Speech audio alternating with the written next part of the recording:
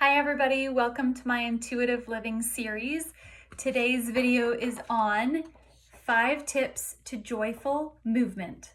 So the first tip today is number 1, think outside the box with exercise. And that's why I've titled this video Joyful Movement instead of exercise, because exercise is so much more than the box that we often put it in.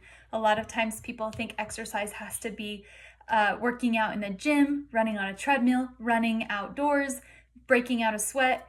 But exercise is so much more than that. It's actually just about moving your body in ways that feel good to you and in ways that bring joy, hence joyful movement.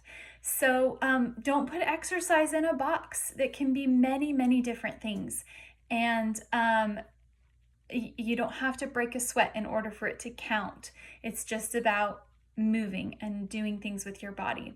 So when you're thinking about an exercise routine or ways that you want to move, think about what do you enjoy and what's fun for you. How did you move as a child? Did you play games? Did you ride a bike? Did you jump rope? Think about those types of things and see if that's something that you can incorporate in your life now. Which brings me to tip number 2. Look to kids for good examples of joyful movement. Kids are great at this. They don't have to develop an exercise program. They just move their bodies. And if it's not fun, they're not into it. So follow that example and seek out activities that are fun for you. And as you're trying different activities, if it's not fun, if you're not having a good time, do something else. It doesn't have to be something that's forced or militant or miserable. It also doesn't have to be a formal planned event. It can also just be small, short bursts throughout the day, just playing and having fun and doing things with your body. So tip number 3 is shift the focus of your goals. So if your goals in exercise are to burn calories or lose weight, it might be short-lived. I mean, think of all the people who make New Year's resolutions in January with really good intentions and kind of peter out by the time March rolls around. That is not, through research, we've found that that's not a very sustainable motivation for exercise, believe it or not. The best motivation to keep you moving your body is to have goals about feeling good and being energized, feeling strong, being able to keep up with your kids or your grandkids. And that's really what it's all about. We want to be able to move our bodies so that we can live the best kind of life we want to live and be able to participate in the activities we want to participate in.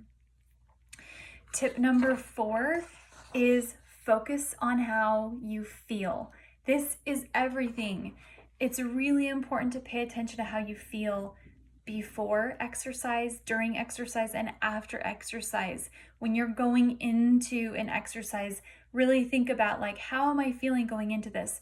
What's the condition of my body? And is anything sore? Do I need to consider anything as I'm moving my body? And then during that movement, what is my experience right now? How's my breathing? How are my muscles? What's burning? What's sore? What needs help? What needs rest?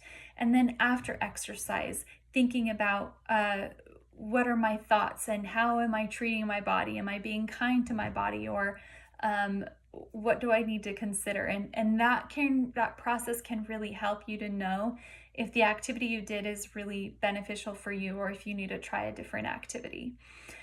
Your body will be trying to send you signals. Our bodies are sending us signals all the time, and it's up to us to really listen and to honor those signals. And I hate the phrase no pain, no gain, because that's so disrespectful to your body. Your body is trying to communicate and let you know that it's time to slow down and to stop or take a break. And if you are just plowing straight through that, you could really get injured and hurt yourself, and that would not be well, because then you wouldn't be able to move again. So please be respectful of your body. Listen to your body and the signals that it's sending you, especially as you're moving it and you're working your body. Tip number 5, probably the most important. Remember rest.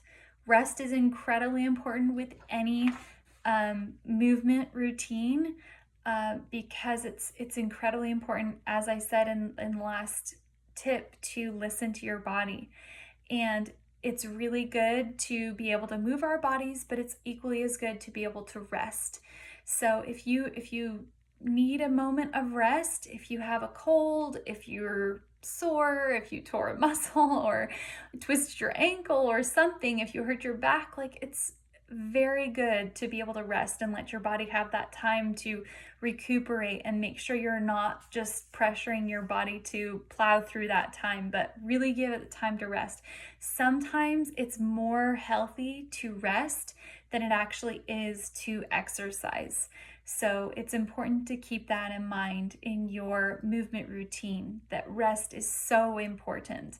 And it's good to not try to put too much on your body in your movement routine, but really include rest as much as you can as well. So those are my 5 tips. Thanks for watching, and get out there and move.